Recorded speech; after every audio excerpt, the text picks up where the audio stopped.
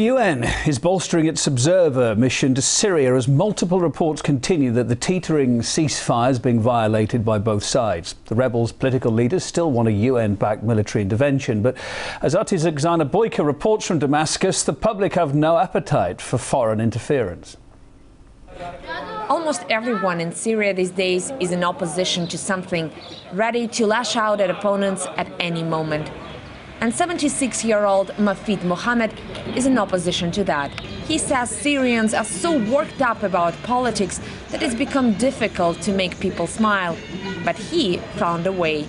I like dancing in the street and I like the reaction it produces in people. I feel free this way. Yet even he can't stay away from politics.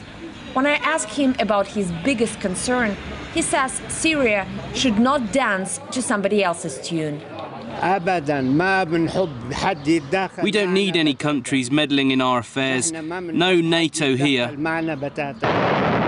While the prospect of a Libya-style intervention seems ever less likely, the militarized opposition and their supporters are still asking for arms. All we want from Annan and the presidents of other countries is that they support us in our cause. We, the rebels, want to get armed. While the rebels may have caught all the media attention, the Syrian opposition speaks with many voices. It's often faulted for being disorganized and fragmented, but there is a surprising unity when it comes to the issue of military intervention. Military intervention? No, it's destructive.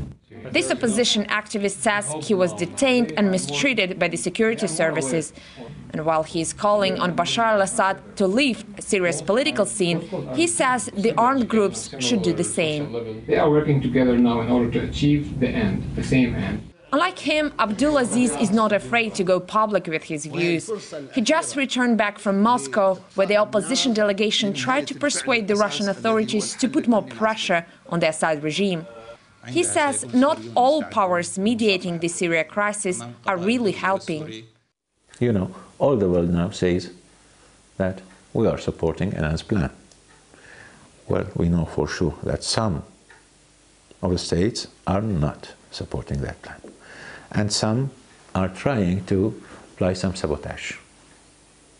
And if that happens, I mean, Annan's plan did not succeed, well, it will be a very dark era. The Syrian people will suffer too much.